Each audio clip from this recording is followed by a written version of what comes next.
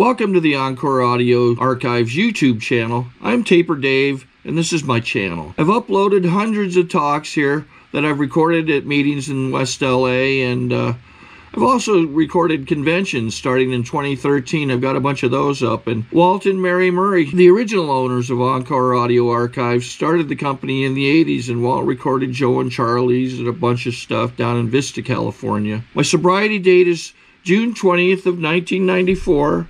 I hope you find something you like, so please like and subscribe to my channel and comment down below. If you want to hear something that I don't have or that you don't see, I'll see that I get it. Anyways, take care and have a great day if you want to. Now let's give a warm welcome to our main speaker, Marylyn.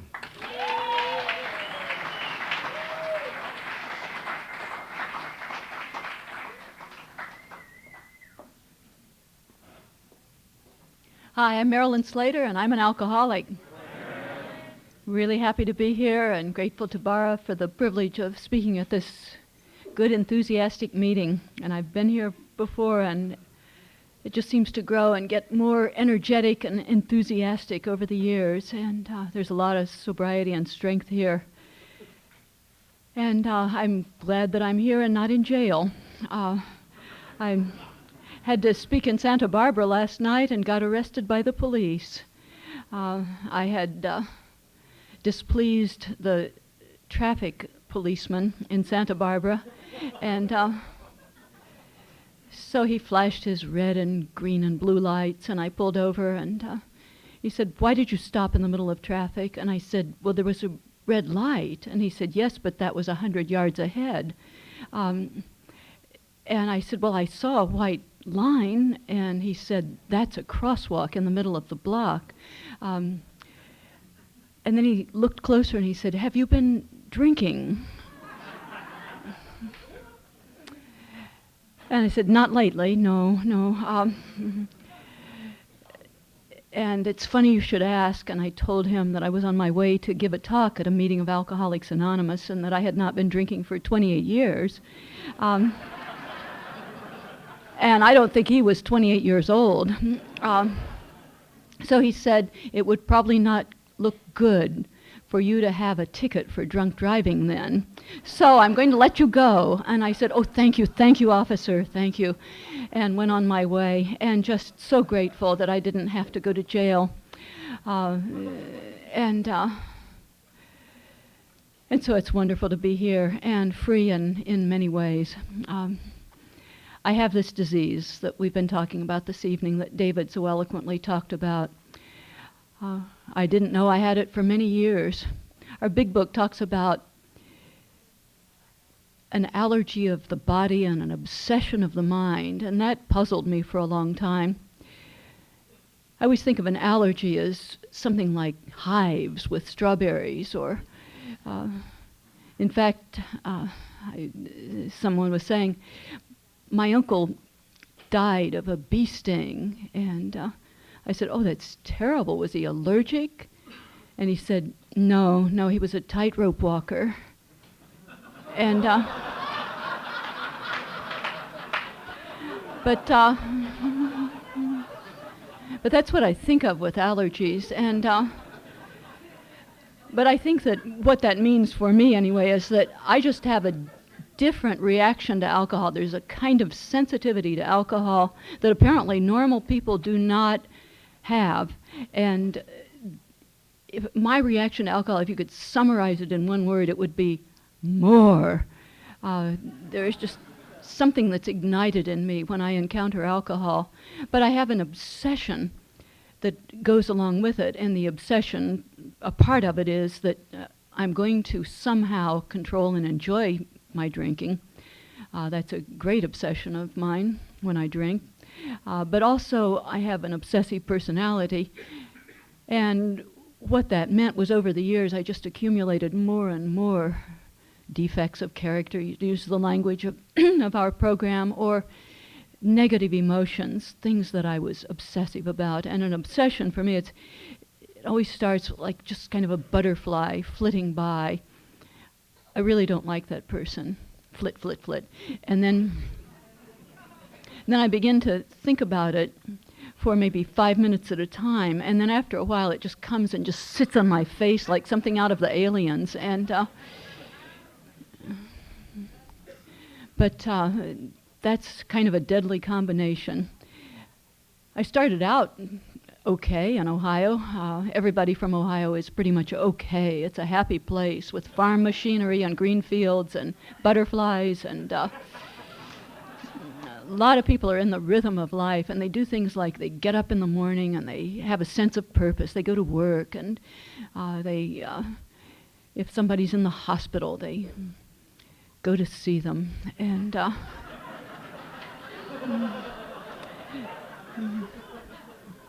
new neighbors move in, and they bake pies and take them over, and just happy. And I wanted to be in that rhythm, but kind of missed it. And there was no reason for that, because I came from a happy family, well-adjusted people. I was the only child.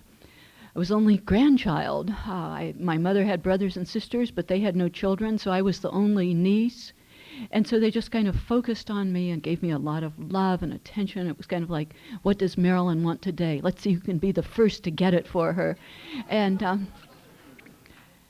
And so, unlike Alcoholics Anonymous, we come in here, and the birthday people, and David mentioned it, we are just surrounded by love.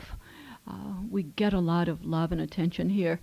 And that seems to stimulate in us a desire to give what was freely given to us. We become giving and loving. We love the newcomers, and we realize the joy of that kind of living. Well, that treatment of just being doted upon in me seemed to convince me that everybody was put on earth to grant my every whim, 24 hours a day. My family did it, and I wasn't grateful for it. I just thought that's the way it is. So I had a cold shock when I got out in the rest of the world, and other people did not know their mission in life. So that led to a lot of resentment, and I wanted to fit in, but I couldn't. So I just began to make up my life as I went along, living in a fantasy. And it was kind of like, I want you to be my friend. I want to have friends like I see in Ohio, but you don't like me as I am, so what do you want me to be? I'll be that. And I made up my life. You want me to be a Russian author? Okay. I would try to fake a Russian accent and tell you about I'm the daughter of Solzhenitsyn. And when I finally got to the program, I heard step one, admitted we were powerless over alcohol. And I thought, and our lies had become unmanageable, because I had told so many people so many different things, I just couldn't organize it and keep it straight. So I was accumulating this feeling that I don't fit in, nobody likes me, and I'm a fraud and dishonest, and I don't like you, I have bitter resentments, and I just began to carry that pack around. But simultaneously, I had this sensitivity to alcohol, and in the beginning, the first time I met alcohol was when I was about 8 years old, and my mother heard that I had a toothache, and she said, in Ohio, here's the remedy, and she filled up a little cotton ball and told me to put it on my tooth. Well, I sucked that cotton ball dry in a hurry and asked for a refill, and she left the bottle of scotch near my bed, and I enjoyed that toothache all night long with those cotton balls. And but it didn't occur to me that that was the answer to everything that was wrong with me when I was 8 years old. And it was like, it came on me so gradually. At first, I only drank when it was put in my hand or on my tooth in a cotton ball. And it was wonderful, it was powerful and good, but it was a long time before I began to recognize it as remedy for the pain of living. And by the time that occurred to me, I had busted out of Ohio, I'd gone away to Chicago and had studied science, hoping maybe I could be a scientist and finally get some friends if I could win a great prize like the Nobel Prize. I'd married a scientist, and I thought that's going to do it because we could talk together about Gegenbauer polynomials. But after a while, that kind of got a little thin, and that still wasn't right. Just everything I was doing, I don't know what this secret is. Well, it was no secret. It just is what I learned in Alcoholics Anonymous, that a life that is focused on self, completely selfish and self-centered and parasitic on other people, is probably going to make you unhappy. But at that time, it never occurred to me that my pain was of my own making. Certainly was, but I couldn't see that. So around this time, I began to recognize that things are not going well. I am miserable and unhappy, and alcohol can brighten it up. And one of those times I was a graduate student. By this time we'd moved to California, and I was trying hard to be a scientist. I was a teaching assistant in a lab, and we'd come to Malibu to some tide pools, and on the way I was in the little van with the other science students, and I was supposed to be leading this little group with some of the other teaching assistants, and just that day before, I had gotten a letter from my department that said, you have passed a big comprehensive exam and have advanced to candidacy, and you can proceed to get your PhD in biology. And I thought, oh, this is wonderful. This is what I've been waiting for. I can become a real scientist. And my way of dealing with that was to get a bottle of Italian Swiss colony white wine, a half gallon, and drink it all that night. Do they even make Swiss colony white wine anymore? And that seemed good, and I was lying on the floor, and the whole room was spinning, and I was playing music. But the next day, on the way out to that tide pool, I was beginning to feel a little queasy, and had eaten a fairly large breakfast, strangely enough, and knew that my breakfast and I were not going to stay together too long. So I quickly grabbed one of the containers that we were going to put little sea creatures in and filled it with my breakfast and slammed the lid on and tried to look like nothing had happened. Other people just looked at me and they said, "Are you ill?" And this was the beginning where they started to notice.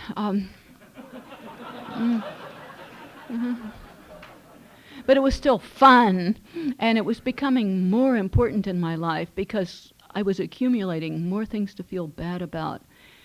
And after a while, I realized that I can just drink this stuff on a daily basis, and this can help me get through life. And when I started doing that, I stopped doing work entirely. I was trying to work on a research project, and I felt like my work is going well now that I drink every day, but I stopped working completely. And seemed to drink my way out of a career and wondered how that happened. Now, you would think that any sane person would analyze this and go immediately to Alcoholics Anonymous, because that's a real symptom of alcoholism, if not a defining blow. And but I didn't. It didn't occur to me that I even drank. That's just how I got through the day. So I had about 5 more hideous years, not so hideous for me because I drank all the time, but hideous for people around me. I was at home now, and I did something that nobody in my state should do, and that was I gave birth to a lot of small children. And I was not capable of doing science, but my God, trying to be a mom was so much more challenging and so much more disappointing to everybody.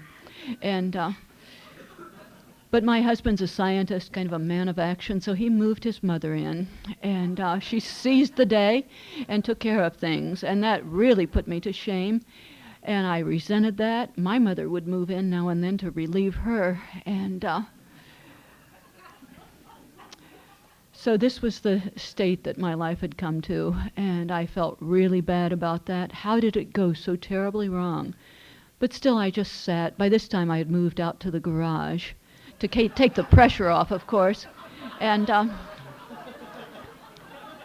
I kind of watched this happy household across the yard that was doing quite well without me. And But it was largely because of those folks in the house that I began to make furtive trips into Alcoholics Anonymous. And why did I do that? I didn't even like them anymore because they made me feel so shameful and so guilty. But I wanted them to like me. I wanted their approval. And that stood me in good stead before Alcoholics Anonymous and afterwards, because I came to the fellowship to take the heat off, first in 1969, but my sobriety date is February 8th, 1972. And I came here and I heard a woman talk who told my story. And I've always been able to form sick and hideous dependencies on people. And before Alcoholics Anonymous, it just made people run away and made me feel sad because I was kind of like a tick in the forest waiting for warm mammals to come along.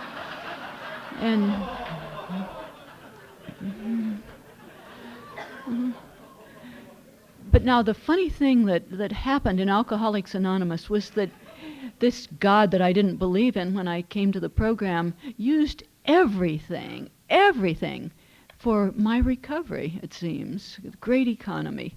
And for this desperate need for approval, for one, got me here. And that was being used to get me to Alcoholics Anonymous, although most people would say desperate need for approval, that groveling at your feet and telling you lies just to get you to like me. That would be considered a character defect by most people. But it got me to Alcoholics Anonymous, and this need to attach like a fungus on a tree and drain out your life. Now that's what I did with my sponsor, and she had a great sense of purpose, and she'd just flake me off and say, go talk to that newcomer, please, and remember what she says and come back and tell me, because I'm going to give you a quiz. And I've got to get her approval. So I'd even listen. And pretty soon my sponsor had me doing lots of stuff. She talked about this triangle that we have, big circle with a triangle in the middle, and our logo, Unity Recovery Service. And she said, get involved in the fellowship, that's unity. And then service, take jobs at every meeting. Southern California Convention, do work in Alcoholics Anonymous, and then get into recovery. I'm going to talk to you about these steps, she said. And they were all hard. And I began to understand why I was never in the rhythm of life in Ohio, because it was so hard and painful. It meant being involved with other people and listening to them, being of service to them. But it began to bend my crooked personality and straighten out all those terrible deformities. I was being transformed. Marion talked about the spiritual part of the program, and I said, I don't believe in God. I tested God in Ohio, and I wanted to believe. I've always loved things like the X-Files and supernatural stuff, and gee, I wanted to believe. Back in Ohio, I wanted to believe. I mean, I believed in Santa Claus for so long.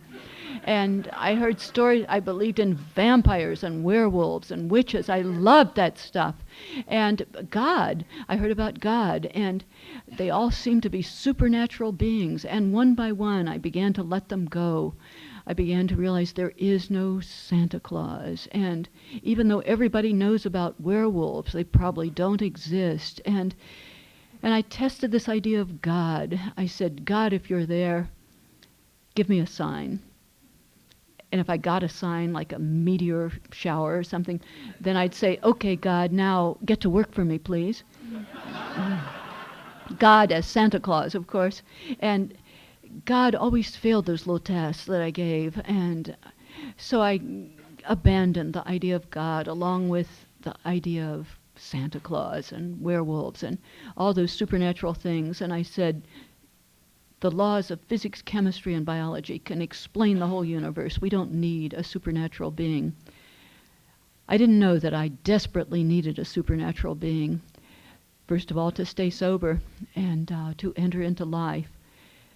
But Marion, my sponsor, just said, give lip service to it.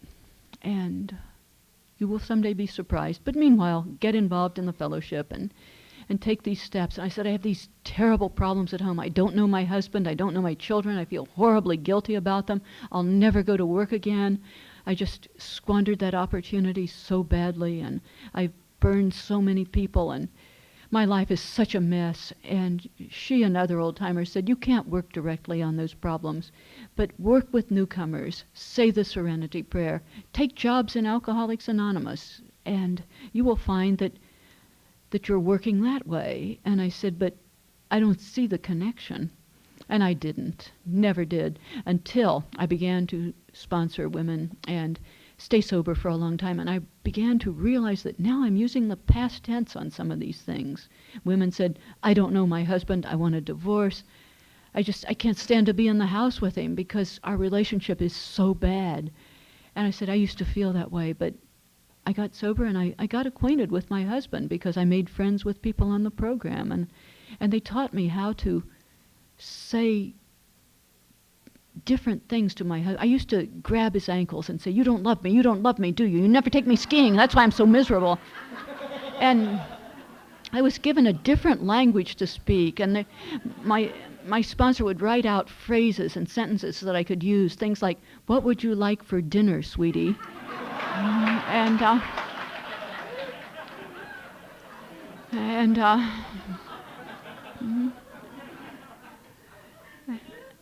I began to grow up with my kids and talk to them like newcomers. And one day I realized that I've entered into my own family. And we grew up together. And I don't know when that happened. It was slow, it was subtle, but it happened. And I was on the inside after years went by. And when enough time had gone by, I was able to go back to work again. But I learned how to work in Alcoholics Anonymous. I didn't know how to work before, but I learned that here because I found out how to make coffee. You come to the meeting early. You ask other people, how do you make coffee? And you act like a team player. And I never knew that. Other people know that, but I didn't. The most amazing thing was, though, that I got involved in these steps and one day just said to this God that I didn't think was there, if you're there, I'd really like to get to know you. And if you're there, I'm willing to go on any path you pick for me. And I thought that was kind of strange curiosity. But now I realize that by the time I said that, the transformation had already occurred, that a job had been done on me by my participation in this fellowship, by the sanding process of just all those egos interacting, by my taking the steps. And by the time I said, I want to get to know you and I am willing to go on any path you pick for me rather than my agenda, it had already happened. And then in my own experience, after I had taken these steps, after I'd been deeply involved in the fellowship, the veil parted and I came into contact with a God that I didn't even know was there. And when I could see, it was the feeling of, you've been there all along, haven't you? And it was obvious, the moment that it was obvious, but not 1 minute before. And I've come to believe and know that this is a God of second and third and fourth chances. I get these chances as long as I'm willing and say, I want to grow. I want to have what you want to give me. I want to do what you want me to do. And staying deeply involved in the Fellowship of Alcoholics Anonymous. And this God of second chances allowed me to be in a room when our daughter gave birth to my first little grandson. I missed all of that the first time around. I wasn't even present when my kids were born. And yet when this little guy came into the world, I was there, and he was all pink and screaming, and I saw that, and I just thought, thank you for giving me this second chance. And I thank you for this second chance. Thank you.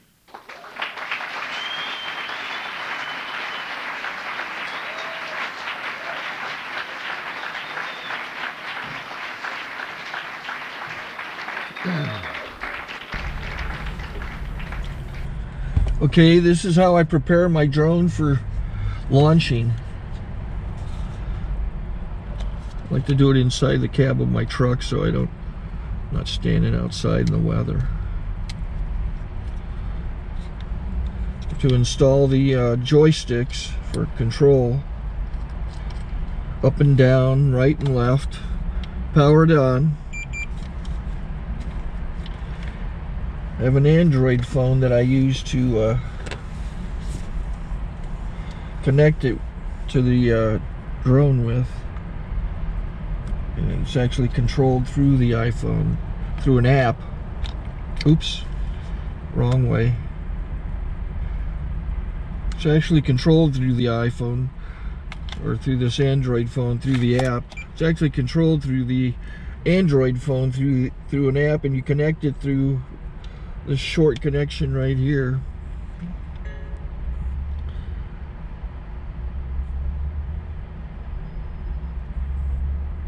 Remote control connected. Remote control's connected. So I pull out the drone. I have to extend the legs. Long legs extended first, then the short legs. Remove the gimbal protector. Set that aside, then power it on one short burst, then one long burst. I lay it down. So I have to go to calibrate. So the drone's not connected yet. It shows you here as this drone gets disconnected, even though the remote's powered on. So the drone has to establish it's connected. So I go into the app to calibration mode. First I'll calibrate the remote controller. Start calibration. Out, in, out, in, up, down, and then this little wheel is to control the gimbal. So it's calibrated. Go to gimbal calibration, start calibration, and then it calibrates the gimbal. And if that shows up, the gimbal's moving all over the place. Changes, you can see it on the video. And I'm calibrated to take off. It's acquired 7 satellites at the moment. There are 26 satellites up in the sky, which it has to acquire before you can take off. So it's connected. It's got enough satellites. This is white. I can go to press this little arrow button, swipe right to take off, and it would start the motors if I slid this to the right. But I'll wait till I get outside. Don't want to do it inside.